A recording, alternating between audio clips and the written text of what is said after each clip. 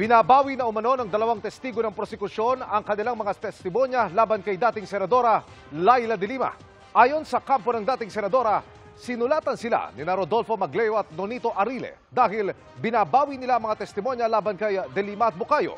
Taong 2018 pa raw nila balak bawiin ang testimonya pero dahil sa kawalan ng komunikasyon sa Senadora ay hindi ito natuloy. Anila, binabagabag daw sila ng kanilang konsensya at ayaw nila maging biktima ng mistrial ang dating Senadora. Kasama sina Magleo at Arile sa mga bilibid inmate na nag-ugnay kay de Lima sa kalakaran ng droga sa bilibid.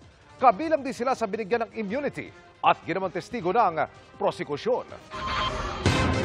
Mga kapuso, samahan nyo kaming tumutok 24 oras. Bisitahin at mag-subscribe sa GMA Integrated News sa YouTube. Sa mga kapuso abroad, bisitahin ang GMA Pinoy TV at www.gmanews.tv.